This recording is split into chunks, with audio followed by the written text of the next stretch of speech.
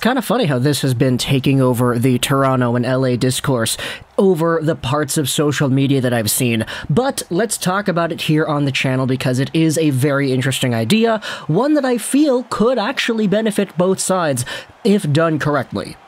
So, as we said, we're talking about the Kings, we're talking about the Toronto Maple Leafs. Just to provide some backstory heading into this conversation, let's go over to LA first and take a look at their cap-friendly page here. So, the LA Kings for 2022-2023 currently have about $20 million in cap space. Now, in isolation, that could be seen as a pretty big number. But when you take a look at all the players this team has to re-sign, you start thinking, okay, where exactly is this money going to go? Some of these guys are not going to be worth all too much, others are going to be worth a little bit here and there, but for the most part, there is somewhat of a concern you could have with this type of discussion.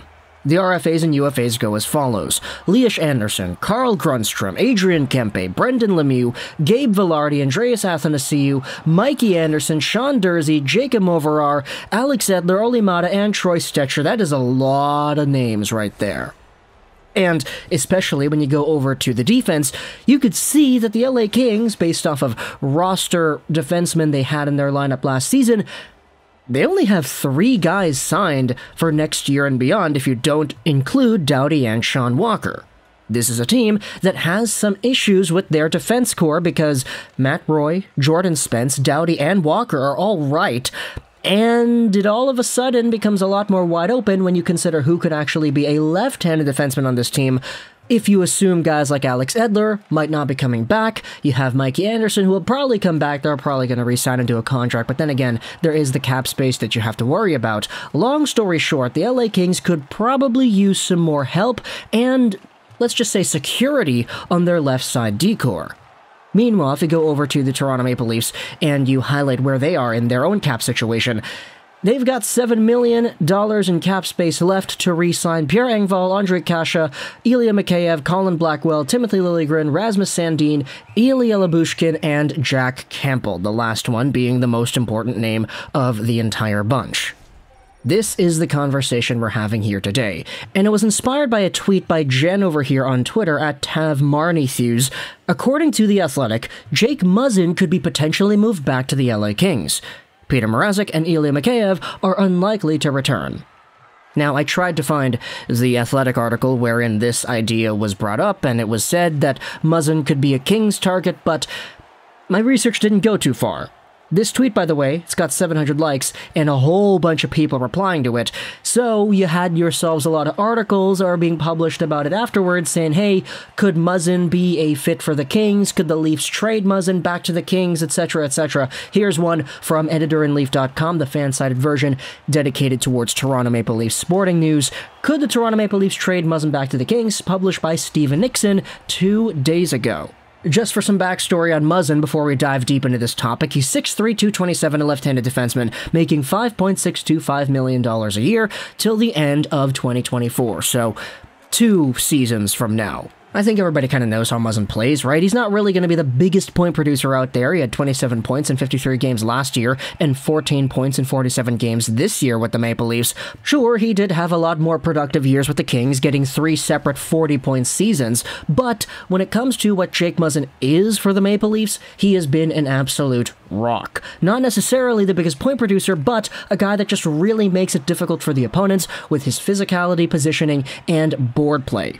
Muzzin has been an important player, and when it comes to the structure of the Maple Leafs and what they could do cap-wise, even though he is a good player, you gotta remember that $5.6 million is a significant amount of money, so could the Maple Leafs potentially use somebody else in the Muzzin spot or spend that money elsewhere to improve the team in other ways? This is what the article, an editor on Leaf.com, says. The Toronto Maple Leafs should probably try to trade Muzzin. After the Leafs lost again in the first round, rumors have been flying about them changing the roster. With that being said, Muzzin's name has been at the top of the list of rumors, and there's one reason why: his salary.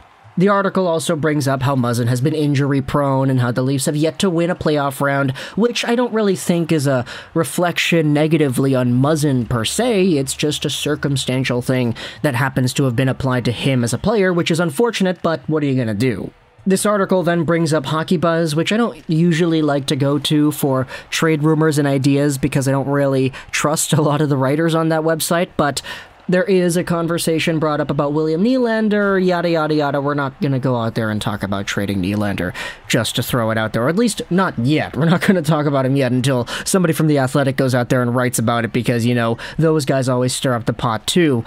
But when it comes to Jake Muzzin, if he does go to the LA Kings, if he is a target of theirs, this actually would be a pretty good fit, I would think. Firstly, because, you know, the guy's played there before. He has a long history and level of success with the team, but he is a lot older now than he was when he was with the LA Kings last. The Kings, back when they traded Muzzin in the first place, were heading towards a sort of rebuild-ish, retool on the fly kind of thing, wherein they were starting to get more draft picks, they got more prospects and other youthful pieces incorporated into their lineup, and now, a few years later, I mean, they're doing pretty well for themselves. They signed Philippe Deneau, they have Victor Edvinsson, they did well in the postseason despite not having Doughty. They were one game away from being a second-round team. If the LA Kings played the Calgary Flames, I think they would have had a lot of success against Daryl Sutter and his team based off of how the Flames played against Edmonton.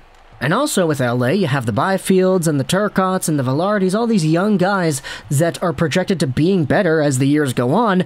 You could definitely see some damage coming out of the LA Kings over the next few years if everything goes right and these young guys develop in the ways that we know they could. Jake Muzzin could be seen as that complementary piece that's like, hey, this is the veteran presence coming over here to stabilize the lineup, add another level of security, because as we said, the contract is something that you're going to have to lock in for the LA Kings and their decor. You have a limited amount of defensemen that are actually signed on for the next few years for this team. Jake Muzzin could be an extra one of those guys.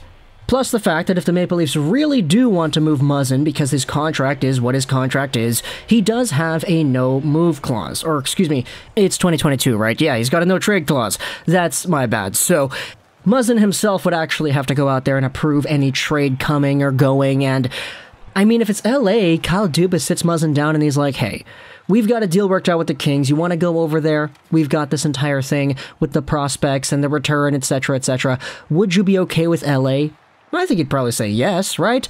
I mean, Muzzin doesn't seem like the type of player that would stick around in a situation where he is not wanted, especially since with the Maple Leafs, there's been such a high level of success with this team just in the regular season. It would be very understandable for anybody on that squad, I think, to acknowledge whether or not Kyle Dubas would want to make some big changes to really fluctuate the roster and make sure they're working out financially speaking over the next few years, right?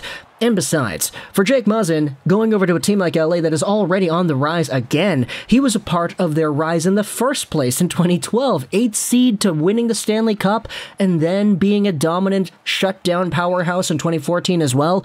He was a part of that uprise, so maybe his experience, his veteran leadership, etc. could go back over to LA and be a part of their uprise part 2. And now that I said that, I don't like that. Okay, yeah, I really don't like that idea. As a Vancouver Canucks fan that cheers for another team in the Pacific Division, I would prefer that to not happen, but it is a conversation that has been brought up, therefore I felt like it would be okay to bring it up here on the channel too. If you're an LA Kings fan, talk to me in the comments on your thoughts about the idea of reacquiring Jake Muzzin. This guy could be an Alex Edler replacement if that guy decides not to re-sign with your team and maybe decides to, I don't know, retire or something. Talk to me in the comments what do you think the return should be and what you would be comfortable giving up to Toronto in a Jake Muzzin trade. And if you're a Maple Leafs fan, the same question goes to you. Is Muzzin the guy to go because of your salary cap constraints? Do you try to trade away Muzzin to use that money to re-sign Jack Campbell, for example? And if you do trade away Muzzin, what do you want in return? This is, unfortunately, not the same player you got from LA in the first place. He's not getting 40 points on a season anymore, and he's a little bit older. So you're probably not going to go out there and get that same package of a first and Sean Durzi, etc., etc. It's probably not going to be Carl Grundstrom either. So let me know in the comments all your thoughts about what you would want from LA that is realistic. You can't just go out there and say, oh, give me Quinton Byfield right now because, come on, let's be realistic here.